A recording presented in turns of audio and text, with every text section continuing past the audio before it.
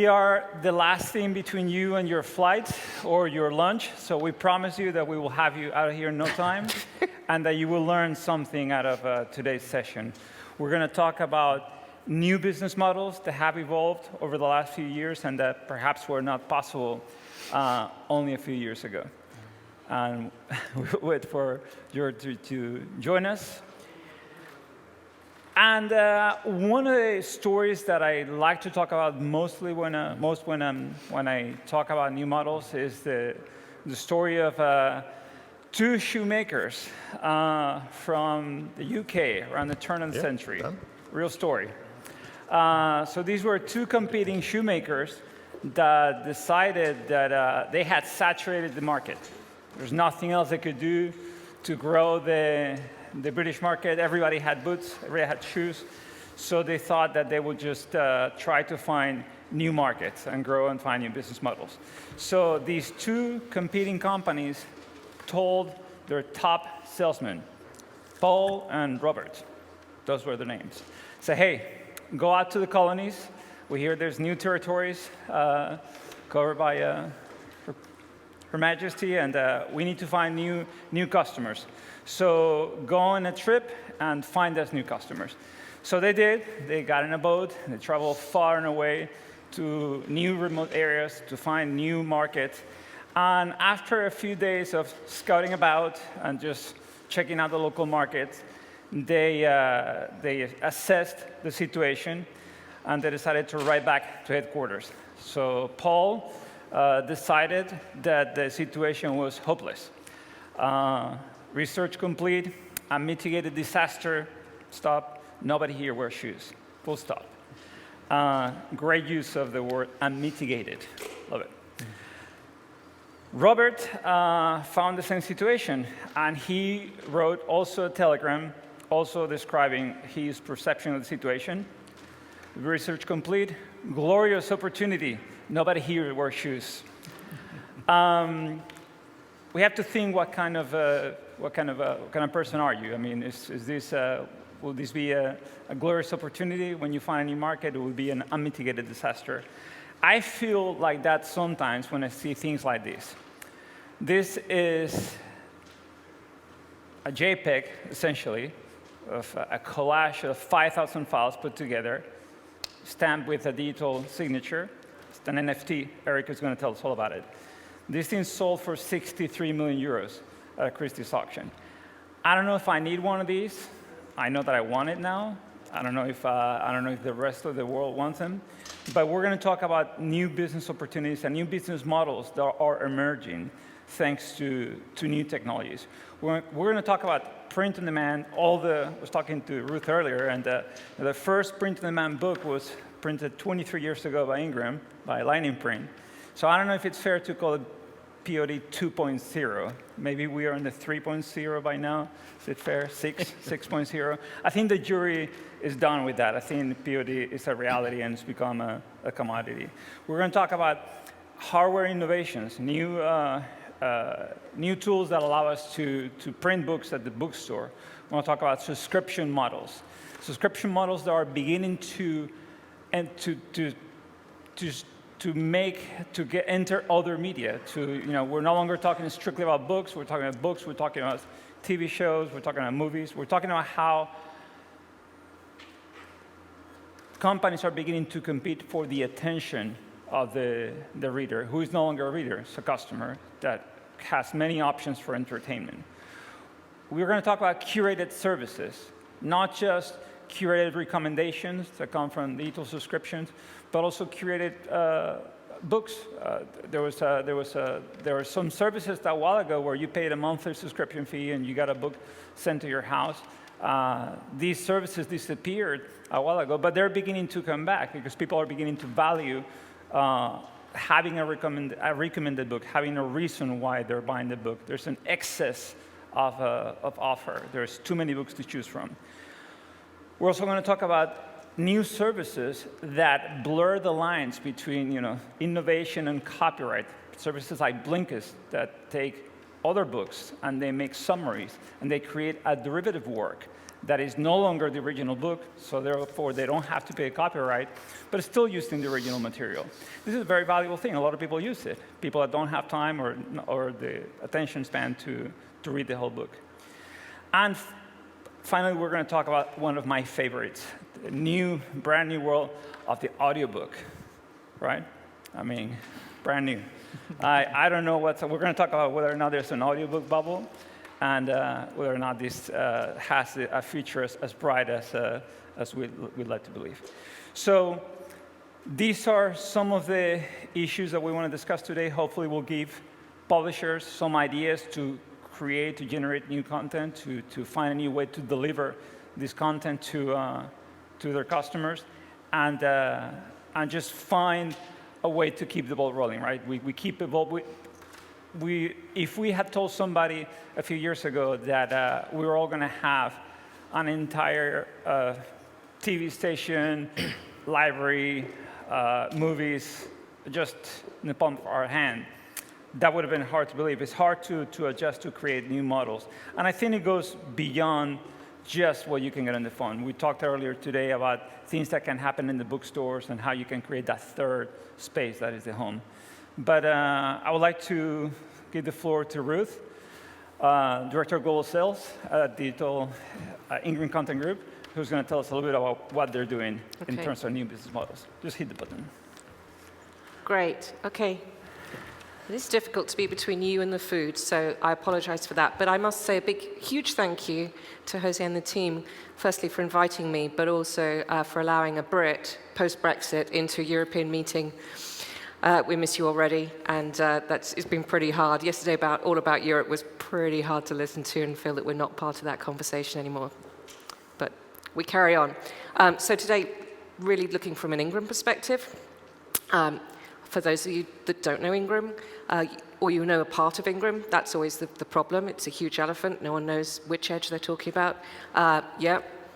First POD book. More importantly, POD books blended in with a wholesale opportunity. So when an order was taken, how might we make sure that every order is fulfilled? That's why we went into print on demand, not because we were printers. In fact, many of my colleagues get quite upset if they're called printers, so don't do that if you ever meet anyone in physical again. But really, as we started to shift and think about what's changed and how has it changed. And the pandemic is ongoing, it's a terrible thing, but it's also affected huge changes in the way we've just been hearing retailers and booksellers and publishers are starting to look at their markets. So really thinking about consumer demand, discoverability, and that other word, metadata, that bores people stupid, but is probably the one lifeblood that we all share. And then talking a little bit about availability and supply. I feel a little bit like Jose and I will be accused of plagiarism because Jose stood up and said almost the same things as me at the end of the session yesterday, but that just shows you that these are common themes for all of us. So it's a little bit blurry. I don't know. I can't tell.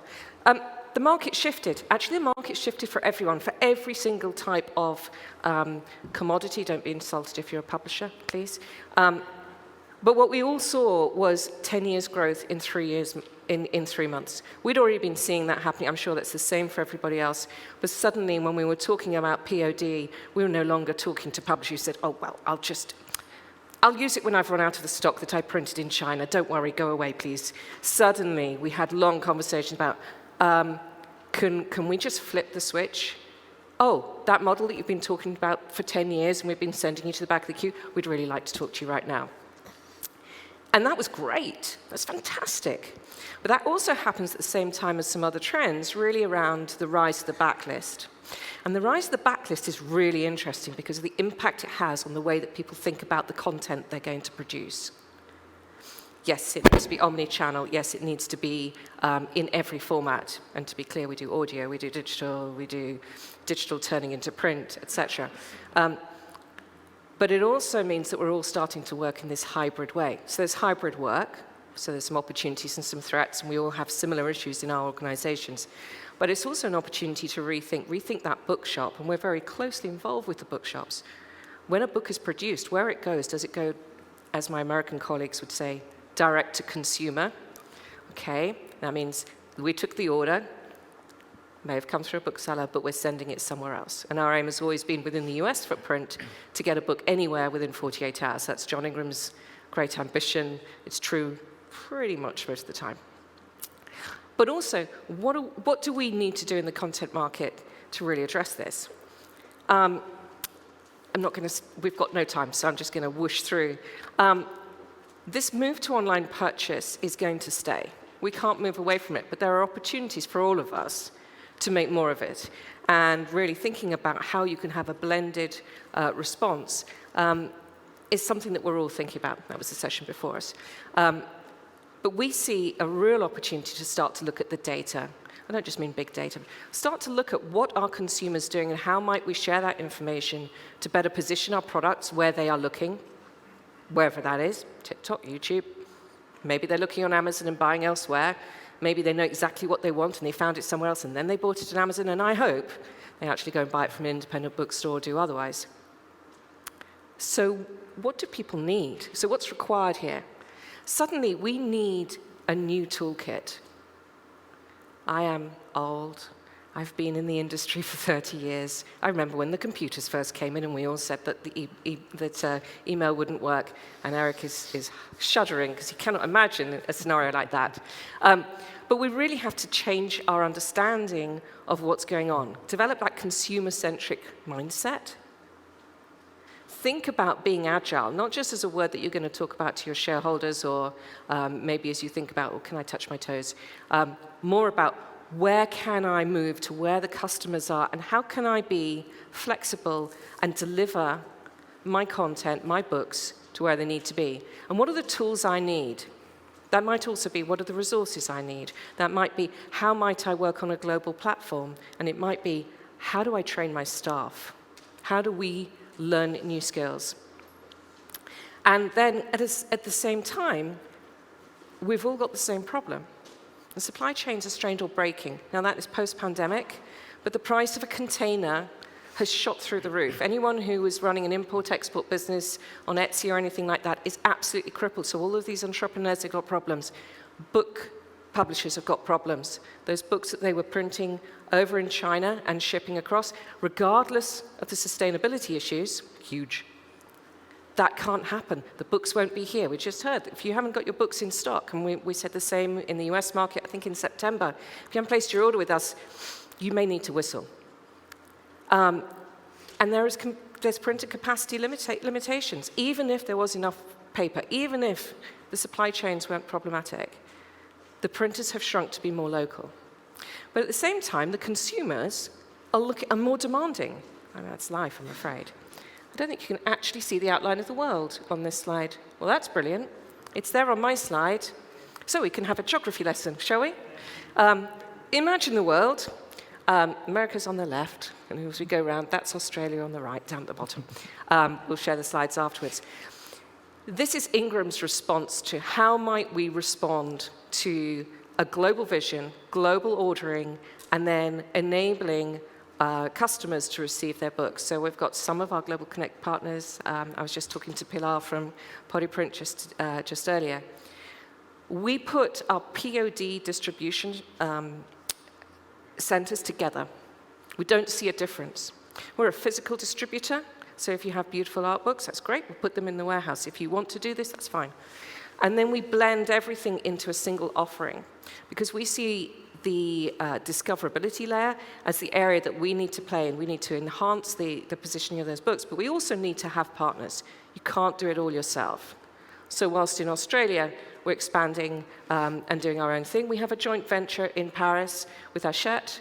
We're moving to bigger premises next year. That is expanding, so we're local in France, but it's a joint venture between the Americans and the French. Well, who would think? Make some very interesting board meetings, very different culture. You don't want to come. And at the same time, looking at how, I think you do, Anne. Everyone wants to sit and listen now, but it's really interesting about how can we work together, how can the European perspective work with a very US perspective, but also working on a global stage. And then finally launching in a really new market for us. I was fascinated to hear what Jens was saying about the challenge coming from Europe into the US.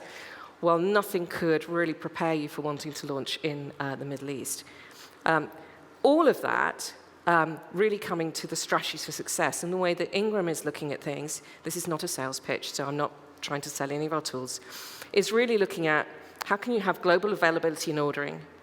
How can you print in market? So if, as a bookseller, I have been used to ordering from Ingram and they've been shipping it from Nashville, Tennessee, lovely as that is, we're not doing that anymore.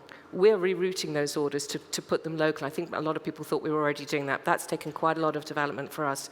What does that mean? That means that we are no longer interested in anything other than the last few miles. We are not, we're still shipping. We're still talking to large organizations, but we're making more demands about the way that they act, and we're trying to put ourselves as a partner for that. All formats, it's a given. And metadata, a real focus on metadata. Metadata across all formats. Ebook publishers are much more agile. Our supply chain is different. How can we position books so that they sell better? Our job is to sell books. It's not to print books. It's not to plumb the digital pieces together. And then really starting to focus for us as consumers as a channel. No, Ingram is not setting itself up as the next Amazon at all. But we are looking to partner and to understand the data and provide tools to our publisher partners and to our bookseller partners to better understand the consumers, have tools to reach them, and to drive those consumers to their stores. And if they are the smallest bookseller that doesn't have a business agreement with us, then they can work with us on our online platform called Aereo, where anyone can set up a micro store for free. And as of this month, you don't have to have a US bank account. So anyone who wants to sell books from the Ingram catalog can do so now. It takes 3 minutes to set up a bookshop. Thank you. Ruth, before you leave the stage, you describe a model where global ordering availability, sustainability are concepts that you guys have been fighting for a long time. Could you give us an example of a customer of Ingram or a publisher that, for you, is the perfect example, somebody that is taking full advantage of your services? You don't have to name names, but just tell us what they do and where they are. It's very often, actually, as self-publishing. So I didn't talk about self-publishing, but we have Ingram Spark as our major platform. That's where many of the smaller publishers in Australia registered. We were really surprised by this. So it's not just self-publishing, it's making it really easy to work with us. And what we see is those organizations or those people uploading their files, making them available, and then making them available through the whole market. I'm sorry to pick on Pilar, but we did have the conversation at coffee. We were talking about all of Podiprint's customers starting to put their content coming in. The same is true of Repro, our partner in India. Obviously, it's been a very difficult lockdown in India. But they work with thousands of publishers. They have 20,000 titles live with us now, available. They are setting up micro stores, using WhatsApp to market to their consumers, to their community, and using us as the background. I mean, there are many examples, but I would say it's everything from the tiniest Granny's cookbook all the way through to even many of the derivative publishers, I don't mean that rudely, that are working with the summary content. So in a way, you're increasing the capillarity of the market. You're letting people, smaller organizations join. Yeah. Well, okay, thank Using you. I'm scale. sure there'll be more Thank questions you. for you later. Now, Eric, if you hit that a couple Next. times, we'll have your name on it, just once, and one more. So Eric, how can we make millions out of NFTs? And what the hell is an NFT? Yeah, hopefully we'll all be able to make millions soon. So yeah, I'm here to introduce you to NFTs and what they actually are and what kind of opportunity they can be for the publishing industry. And of course, we need to start by talking about what NFTs actually are.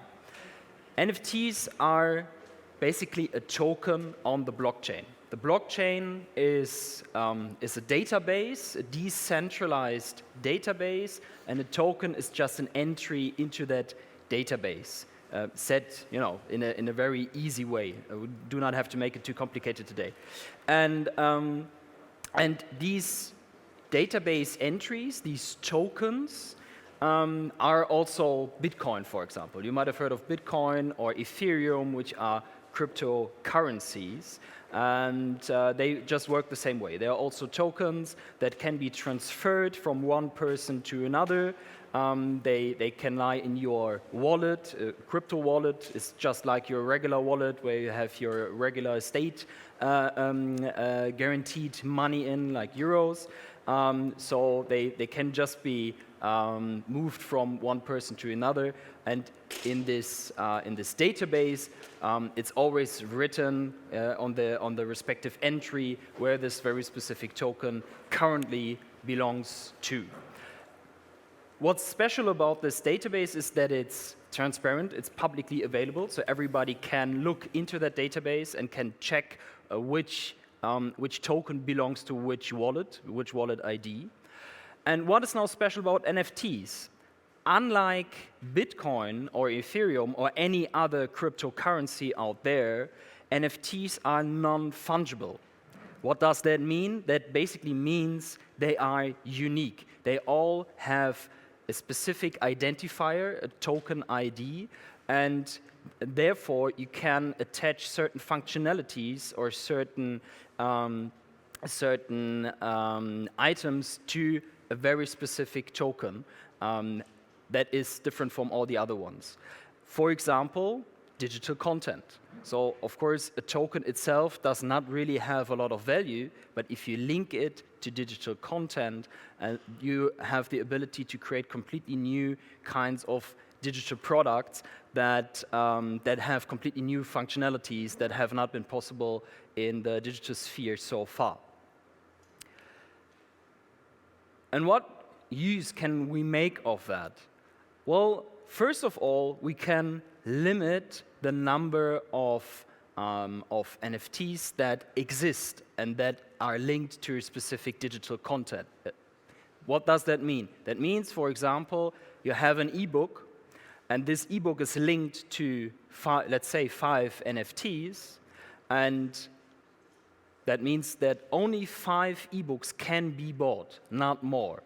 It's restricted, it's limited, and therefore you have a certain rarity. It's all about rarity, it's all about making something not available in an unlimited number.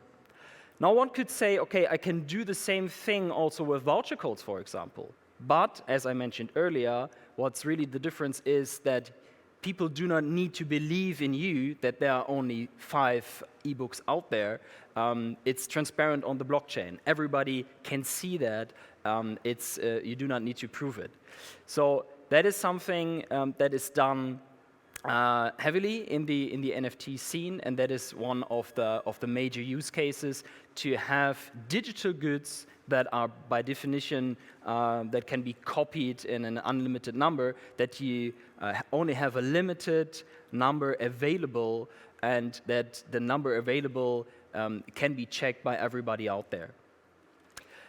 So there's a high trust, and of course there are certain other functionalities that you can attach to NFTs because they're in the digital sphere. So you can, for example, give certain rights to the owners of the respective NFT. So you could say that if you're owning one of these tokens, you're allowed to take part in certain votings, or you can take part in certain community channels that are not available to the general public.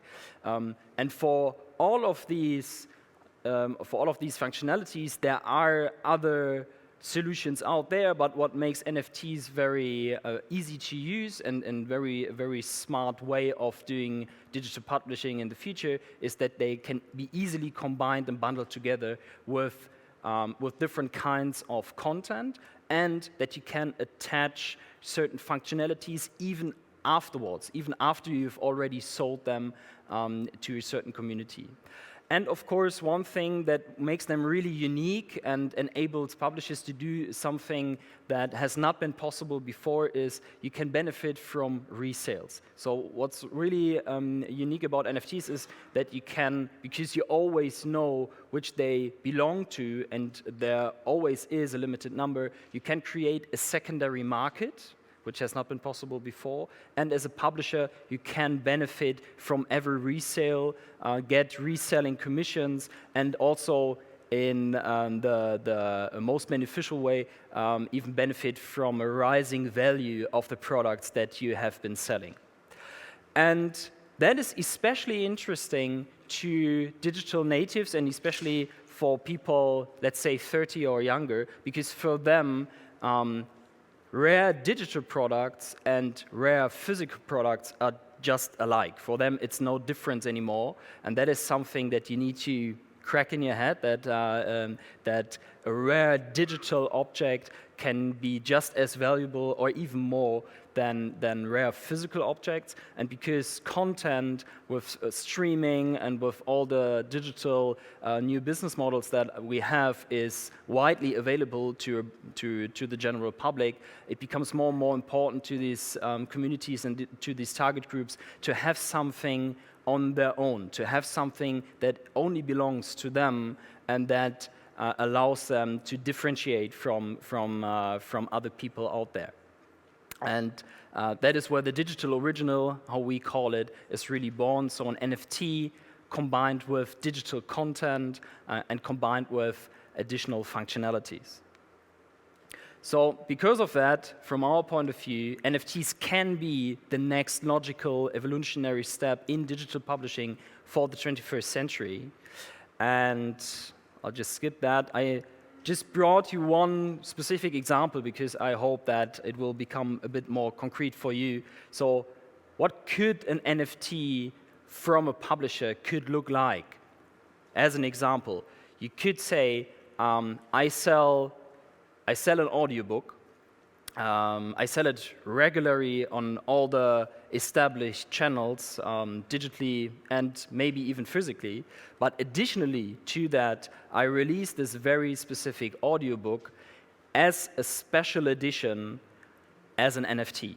And that could mean that you have 5 different versions of this audiobook, each of them with a special cover art designed by some well-known designer, for example. You might have bonus content or additional chapters that are not in the regular audiobook.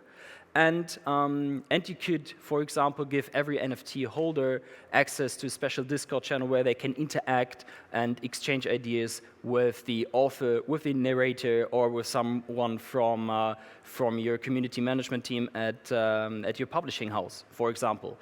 Can be any other social media platform as well, but why Discord? Discord just makes linking certain functionalities and linking certain access levels to NFTs very easy and can automate things. So this is why it's heavily used not only in the gaming communities, but also in the NFT communities. And then one thing that you could also do with NFTs, you could combine functionalities and restrictions. So for example, you could say if one has bought at least one NFT from all of these 5 collections, you provide them with something special additionally to the audiobook they've already been buying. For example, a one-on-one meeting with the author or whatever you can think of. This is just one example. Maybe one other thing, and unfortunately I forgot to put a corresponding slide in my presentation, but I just checked before I came here. The first edition, first print of Harry Potter and the Philosopher's Stone, of which only 200 hard copies have been sold back then when it was released, is currently traded in the secondary market for roughly 200,000 euros. I argue that if this book would have been released back then, additionally as an NFT, the trading price and the trading, the transaction speed would have been way higher. Why? Because in the digital sphere, you can give better discoverability, so it's easier to discover these kind of used products. You can follow the transactions on the blockchain. It's very transparent what's actually happening. You can add, as I already mentioned, additional functionalities afterwards. And in general, the crypto community is just more willing to spend a higher amount, a higher number of euros for a very rare product. As I said, it's all about rarity, it's all about limitation. And of course, a digital product cannot lose its quality. So it cannot be destroyed, it stays the same, unlike a physical copy that might get lost. Another very recent example that shows the potential linkage between traditional publishing and what NFTs can do is the book release of a guy called Gary Vaynerchuk. He is very well known in the NFT scene. He has released some highly successful NFT collections in the past year, but he has not really been well known as a best-selling author.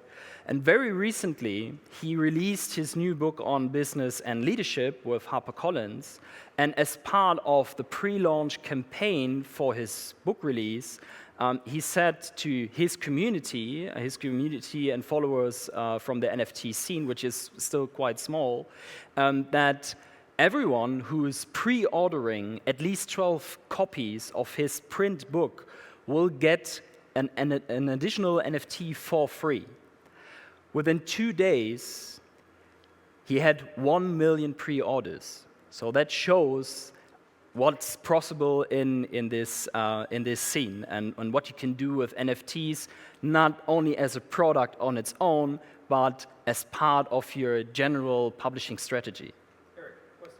Yeah. So I'm a collector of first editions. If I'm interested in getting one of these NFTs, do I need to have Ethereum? Do I need to have a crypto wall? How do I get a hold of an NFT if I'm just new to the scene? Yeah.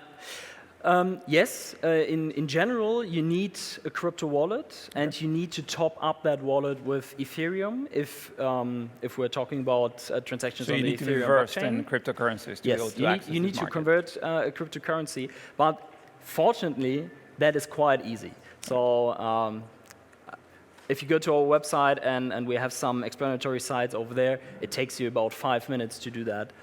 It's very easily done, and it gets easier every day because the community is growing, and there's a lot of progress made to make this technology more accessible to the general public. All right.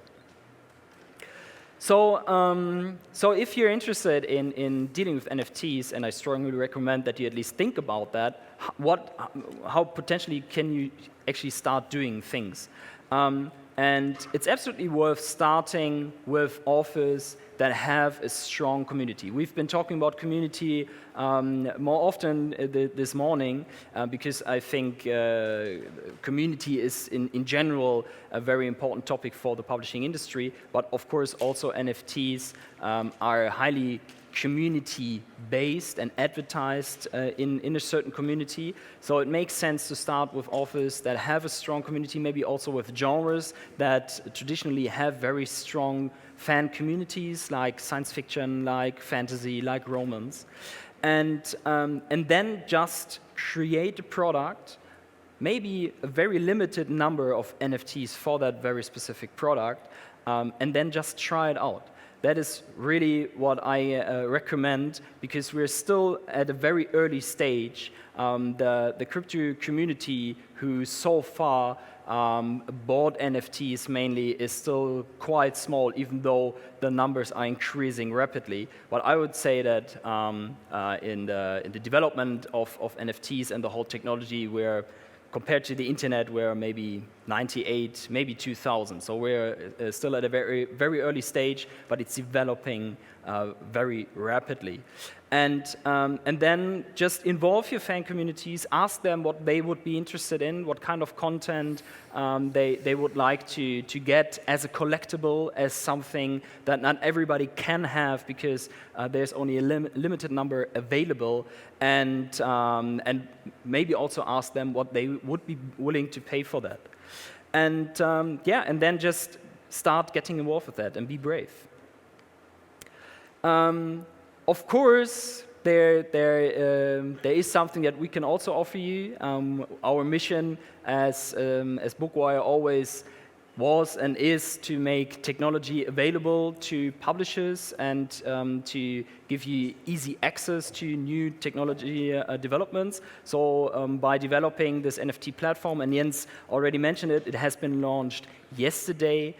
We try to give you an easy access to make use of this new technology and easily publish NFTs together with us. So please just get in touch, check out our website, and get on this very exciting journey with us.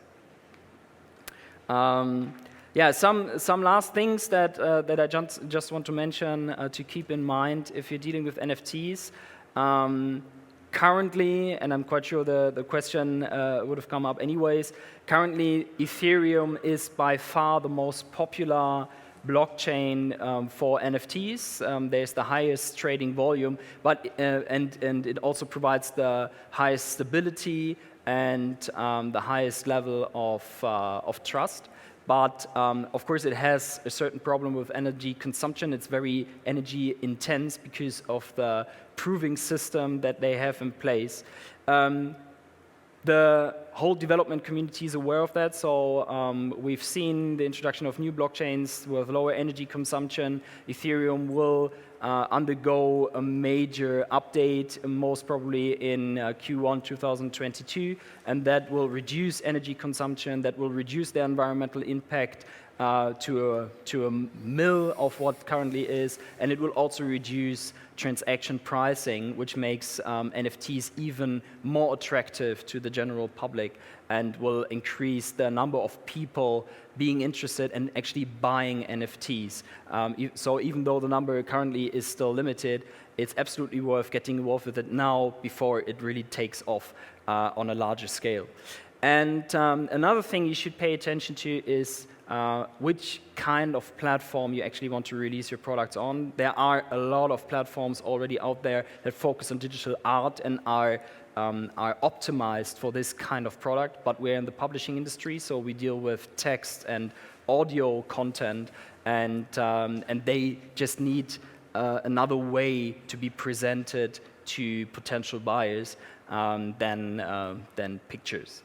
And being a European company, something that is very important to me as well, and we already mentioned that in this morning, or pay a lot of attention to how legal and tax issues and also security issues are handled by the platforms that you might want to release your NFTs on. It's still a very new area. It's still not very much regulated, but be sure the more people are buying NFTs and the more money and the more trading volume there is made in this scene, the more regulators will pay attention to that.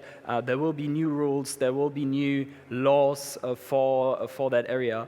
And better choose a platform that is prepared because, it will not be a very long-term strategy if the marketplace you're releasing your NFTs on has to go out of business because of government regulation. And yeah, and that's more or less it. Please reach out to us if you have any more questions. I know it's a complex topic, but I'm very happy to talk about it as long as you are willing to listen. Thank you very much. Thank you, Eric. Hit it one more time. So, Jorg, last speaker of the day. No, hit it one more time, so go to your slide. I give it this way. Last speaker of the day. No pressure. No pressure. Tell us about the future book It's only forum. me between here and the lunch you can see over there. So I hope you will not be bored in the last couple of minutes. I'm representing, of course, I'm working for Canon since, in this company, 25 years.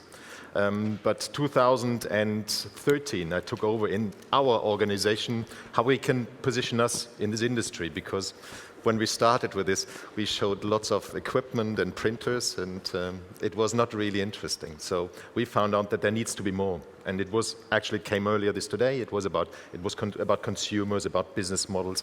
And I would like to give you a little bit of a feeling of what this is. What is the community? Because I'm representing the Future Book Forum community. This was the last event we did physically near Munich. Around 450 people there.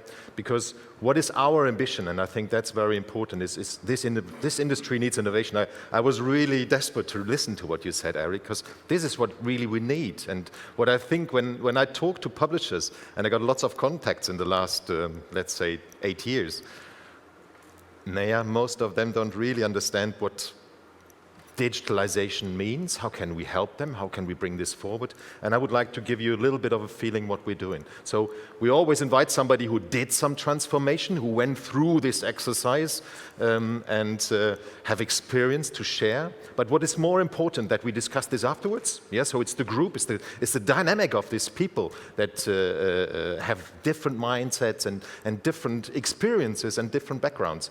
So it's always this exchange, and that's what I really liked in the first session this morning, was really you could feel about, yeah, there's more. So how can we take this onward for the next level, and how can we make progress in this? Because I don't think it should leave here with, okay, we talked about this, we need to make it happen, and that's what I really think we need to do. So it's all about us and about this industry, and that's what we have developed with this Future Book Forum as a platform, where I would like to invite you to be part of this. It's something that, because you just asked about some customer cases, and I have 2 videos I would like to share with you, is about where are we coming from, also about what is the experience and what is the benefit for the publisher. I quite like this, we just received this, it shows what is digital and what is printing, because I have to say I have passion for printed books. I love it. Yeah, so I love the bookshelf we have when I enter when we enter our house, and it's always something that it's a cultural good that we have, and it's part of our life. It will stay there, but I think we need to change it. And what you see here, so offset printing will stay, but the opportunities, and I think there's lots of opportunities with digital printing, they will increase. So when you look into digital printing, we could say here is one of the business cases could be before, it's just offset. Yeah, so traditionally, since Gutenberg started this printing, you could have an addition with digital short runs, but what I think is quite interesting is to have a kind of a life cycle management. How can you do this? And I've seen this here in Spain with lots of our customers. You can't afford to put the money in the warehouse anymore. So how can you change this? And auto-stock replenishment, we know this from traditional supermarket business. It's a kind of how can you leverage on this? And this is a case study that I would like to share with you here from Spain and Planeta. Okay, doesn't it work? This was not my last presentation. I think they have it over there. They have it in the... Do you have the video? They need to kick it. First video.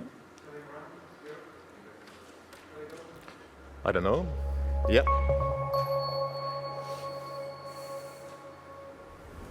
Grupo Planeta is a family-owned company and is Spain's leading publishing, media and learning group. In books, it's the largest publishing group in the Spanish-speaking market and owns physical bookstores all around Spain and an online bookstore with a global distribution. Our challenge is to reach the faster lead times from order to distribution for all kinds of books. At the same time, we look for the right balance between service, total cost of ownership, and quality. Actually, many commercial printers offer fast lead times, good quality for standardized books. Product standardization is acceptable to a certain degree. The variety of cover designs, paper grades, book sizes, and different binding is key to add value to the printed book. We search for the unicorn printer service provider capable to cover all 3 axes. Short lead times for short runs, and altogether to a commercially feasible cost and quality. In 2019 Future Book Forum, we met Liber Digital, we started to discuss with them, and we decided to work on it. Hi, my name is Luis Edo. I'm the CEO of Gomez Aparicio Group and Liber Digital. We are dedicated to make books, printing and binding with different technologies of digital printing for the short run and offset printing for long run, finishing the product in any variant of binding in the same plant. When José Antonio Mora, Enrique Díaz, and me created Liber Digital in 2014 to make books with digital printing, we began a race for innovation with the aim of improving the supply chain of books. We must take risks to innovate. We have the first Spanish company to incorporate the Canon ProString, and now we are opening the way to bind hardcover with quality and efficiently for short runs. This is possible thanks to integration of binding with the printing by process flows, depending on the quantity of the print one. Our challenge has always been to offer any type of book in any binding, with the same quality in any print run, from 1 copy to thousands of copies in an efficient and profitable way for our customers. Choosing the right tech partner is essential. In our case, we have always worked closely with Canon to overcome the limitations that the technology presents. In that sense, this demand curve for the cycle life of the book gives us a lot of information.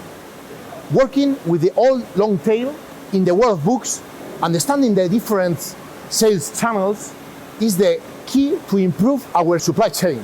Our goal is to offer all the technological tools so that the publisher approaches the market in the most efficient way. Can use the channels with any type of book in anywhere in the long tail. Producing a quality hardcover short run has been a big challenge for us, but today we are able to offer our customers profitable hardcover books starting from 50 copies with the same binding, quality and full color printing as a traditional system thanks to our innovation processes. You can see how three variables to manage: quantity, type of binding, and also sales channel.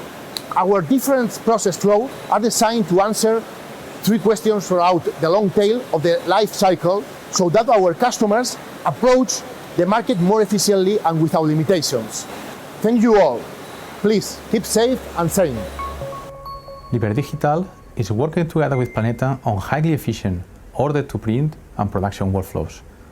Liber Digital service also includes just-in-time paper supply and control.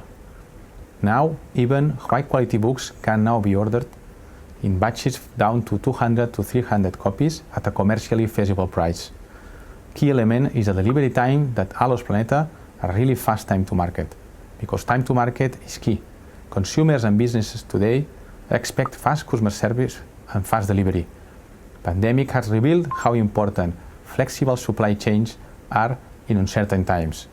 And now our clear objective is to exploit sales opportunities of what we could name spot hits, which are titles that are unexpected top sellers, but for an unknown period of time. I think it's very important that, especially what Louis said at the end, is about you are very flexible because of the demand of the market. Today, it's very, very difficult to understand how the market develops. But with these technologies that we have available today is really an opportunity to cover more and grasp the opportunities there in the market. So when you look into print on demand, and that's probably when you look into data, so the more you go into this axis you've seen before, the more data becomes important. And this is also where the smaller publishers are really struggling. So we have to help them with this.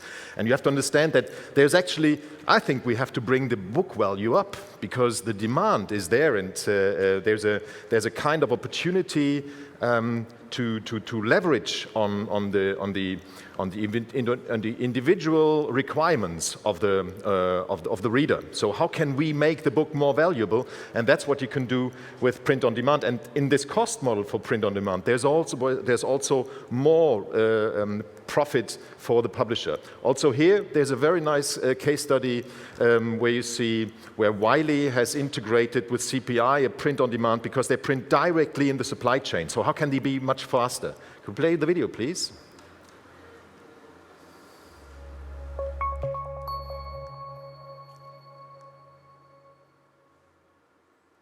Wiley publishes learning-enabling content in a multitude of disciplines in both electronic and print format. John Wiley & Sons in the UK and EMEA market also acts as a distributor for other publishers. We've seen over the past years a need to better manage inventory, both from our client publishers as well as within Wiley, to help reduce the risk of obsolescence in our inventory, help reduce the cash tied up in inventory. Print-on-demand solutions have been one tool in that area to assist with managing inventory better.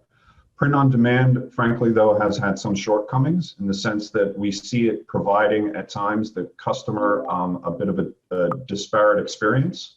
you invariably have multiple shipments. If a customer is ordering a variety of titles from you, those titles can have a multitude of service levels. A single order being received over multiple shipments over multiple days. We've seen the need to improve that customer experience and provide customers with the same distribution service level from not only whether the title's in stock or whether the title is printed on demand or what we'll call in our zero inventory program. We've also seen the need not for a one-size-fits-all solution to our demand planning and our inventory management needs. Not everything can be POD. The best way to approach how we do this in this partnership that we have with CPI has been to bring to bear a large amount of data analysis that both of our companies have been able to do to understand where the print on demand, where the zero inventory solution makes the most sense. We see print on demand as not only a solution that fulfills the end of life of a title, but it's a solution that can be deployed along the entire life of a title. Therefore, making it more important for us to use significant amount of data analysis on a continuing basis to manage the life cycle of titles.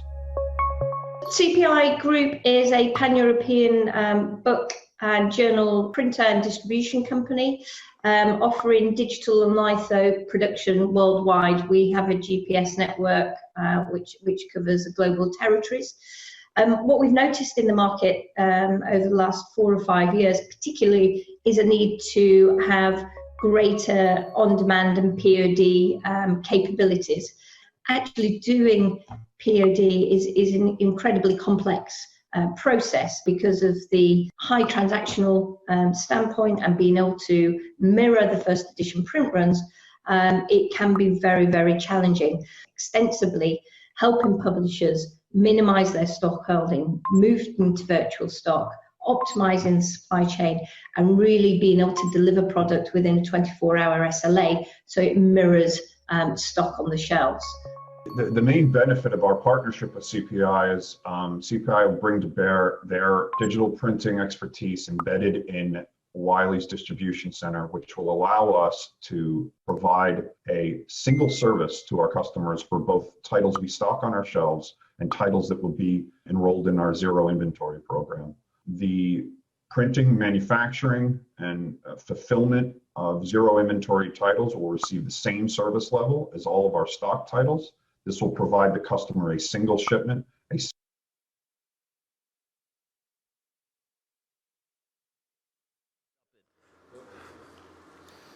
Okay, it's me again.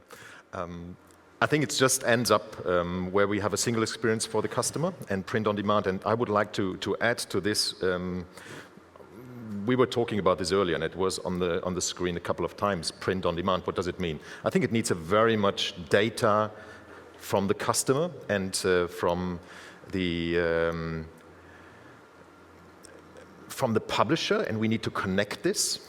And that's something we can, at the end, I think we are all aware of this, that we could save probably 30% of the books that go back to scrapping on average. So that's one thing when you think about sustainability, and I think this becomes more important in the future. So, and this is where I think also the benefit of print on demand is, and it's something that we need to face. Yeah. So it was Glasgow last week, but it's on our daily business. So we think we need to follow up on this every day. And print on demand could do much more. Yeah. So we could do much better education. It's not only about saving resources. Yeah. Responsible consumption, like you've seen in goal number 12. No, it's also about quality education. How can you make children even better? Yeah, and help them to understand easier. It was a nice discussion we had earlier today about the educational system. I think it needs to change. Yeah, completely, because our children have a different needs, and every children has a different need. So how can we help them? But also goal number 10, inequalities. Yeah, think about the Accessibility Act that will take place 2025, and how can digital printing help to this? And that's what I think we need to keep in mind. And what we did actually for the next Future Book Forum that will take in December, we've created an ideas challenge, and I was, to be honest, blown away when I saw the Oh, sorry, these are not the. So anyway, we had about 100 entries in the Ideas Challenge. This run from beginning of mid of December until 1st of November, and we've shortlisted 5 ideas, and they're really cool. It's unbelievable what ideas came up, and it's so great because that's what I think we need. I did presentations for Christoph's university as well as for Oxford Brookes. I had a couple of universities we presented to because we have to make also young people attractive to this because that's what we need. And this is what I liked with your presentation, Eric, as well. There is much more accessibility for this market when we use the technology in a correct way. But especially around the sustainability, I think we can do much more. So you're all invited to the next Future Book Forum. Will take place in December, 2nd of December. It's an online event, unfortunately. Next year we're planning to have a face-to-face event back in Munich. Yeah, I think it's on us to find the ways to bring this industry to the next level. So you're more than welcome. Come back to me, ask some questions, and it's great being here. Thank you very much, Luis and Jose Manuel, for inviting me. Thank you.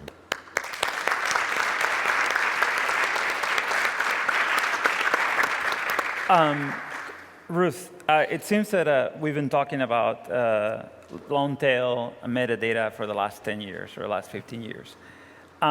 If we assume that we're all here, we're all caught up. We know that metadata is important and the print on demand is a reality. What is the one thing that is going to make a publisher successful in the next 10 years? Actually, to go back to metadata, I don't think we're done. Okay.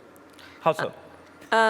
Most publishers think they do it once and they'll have an intern or someone at a low level to manage the metadata. They do it once, they publish it out. I think the next thing is really to have that dynamic metadata that works through the supply chain, that is responsive to customer interactions, whatever else is happening, taking in data, and having the iterations. So you're talking about the ability to keep up with a new format like Thema when it came out, or just having way beyond that. Okay. I mean that's you get the T-shirt, you get the entry ticket and the T-shirt for doing Thema and BIC and all the rest of it, and trying to manage all 3 at once. But you really start to be much more effective if you look at what some of the very most successful publishers are doing. They are taking in lots of tools. They are looking at the consumer demand. They are looking at what their keywords need to be. They're refreshing multiple times a day. They might be changing the pricing. And the most basic thing, is the price correct? Have I got a drop price? Have I got to do something? How do I manage this? And getting that skill set of the dynamism into the marketplace, that's maybe not the next 10 years, but certainly in the next 5 years, that's where successful publishers are really making a difference. Okay. I'm sure you see the same, Eric. Yeah, absolutely. I do agree. It's about having dynamic keywords, finding the right tools to provide the right keywords to all of your titles in an automated way, because we see that manually typing in the keywords just doesn't work, and it's also not scalable, and we're definitely not done with that. Absolutely. And okay. It's problematic, I think, in the physical book chain. So as that works very well with if you're feeding a beast like Amazon. Okay. That's a great tool. You're optimizing Amazon, but actually if you're looking for a wider ecosystem, then you need to be understanding can I make too many changes? How do I make these changes really speak to those communities? And really starting to focus down to the channel. Where's my audience in Facebook versus Insta? And how do I, as a publisher, really get to those communities? And there's no point in having the dynamism unless it's really driving the sales back to a healthy ecosystem, digital and print purchase. Excellent. Georg, what is the modern definition of a publisher? Because, we used to think of a publisher as somebody has content, and they make books, they print pages, they make physical things, but we've been talking today about objects in the metaverse. We're talking about digital objects. We're talking about, there's a lot of people making more money out of licensing their content and selling rights than actually selling books. So, the name of this event is Reimagine, so obviously the origin of it is in books. But do you think that the modern definition of a publisher continues to be that? We had a discussion about this, I think, on Tuesday. Well, let's have Is one this now. industry? No. Is this industry modern? Yeah. So, and do we really attract young people? Is this attractive, like it was probably when my grandfather was a typesetter 100 years ago? I think this has changed, and I think we need, and also publishers have to rethink their business. And it's about how can we, because at the end it's about everything needs to be around consumer-centric. Yeah. So how can we incorporate on this then maybe sexy approaches? Yeah, that makes it modern. But I think it's when I think about this, it needs to be consumer-focused. And how can I address my content in the best way to leverage on every kind of opportunities I have? Okay, so is the publisher still the professional that is seeking content and? To be honest, I don't think that lots of course, the big ones, take the Hachets, take the Planetas, take the Wileys, they all see themselves as data-driven. But take the rest of them, take the rest of the general medium-sized and smaller publishers.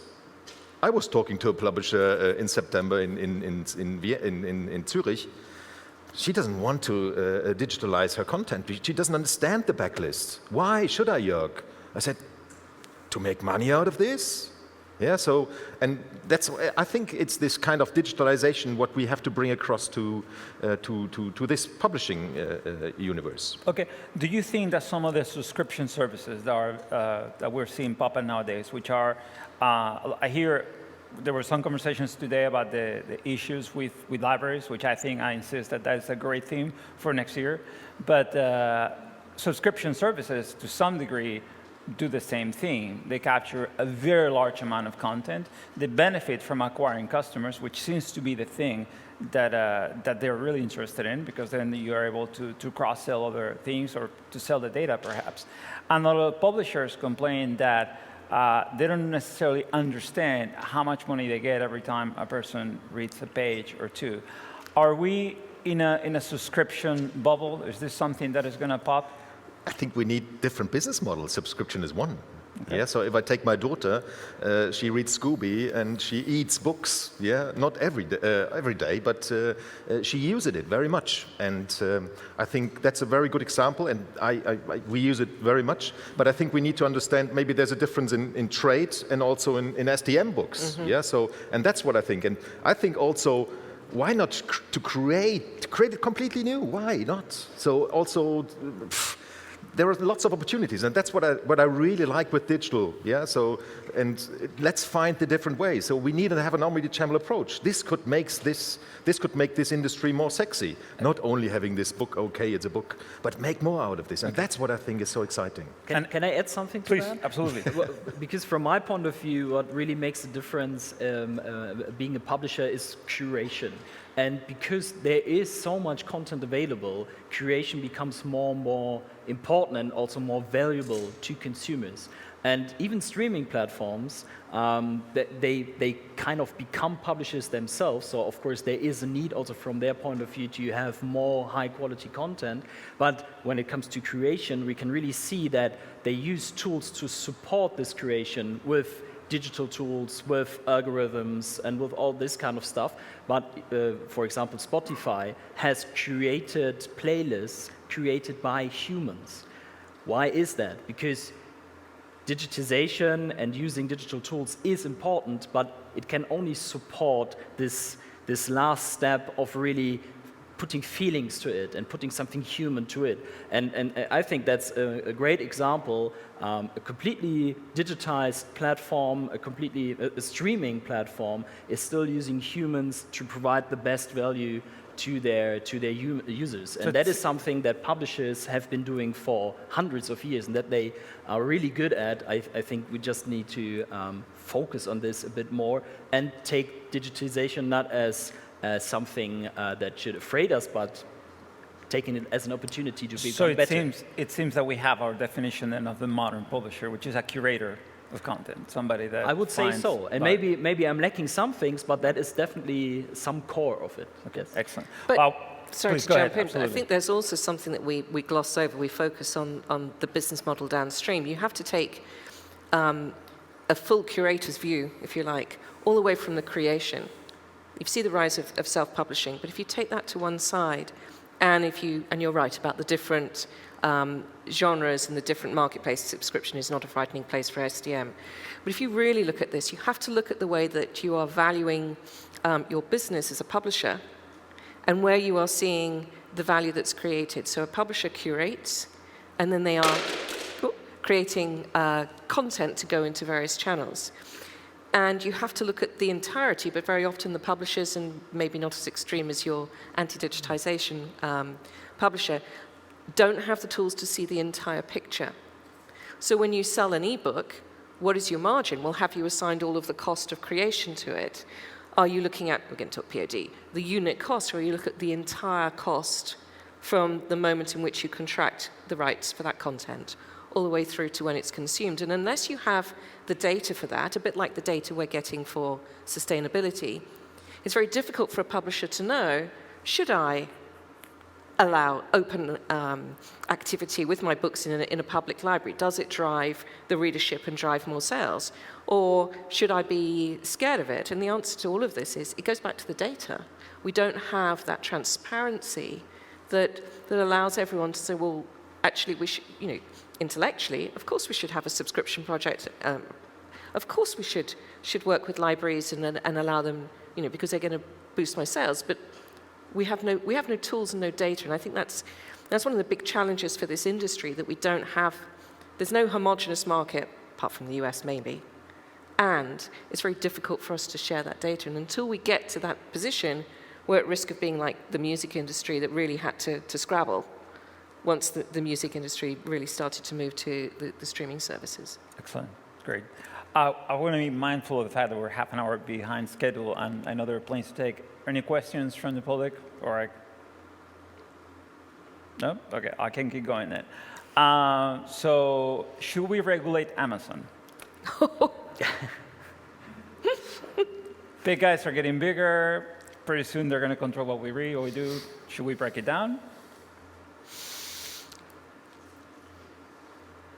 I'm going to jump in.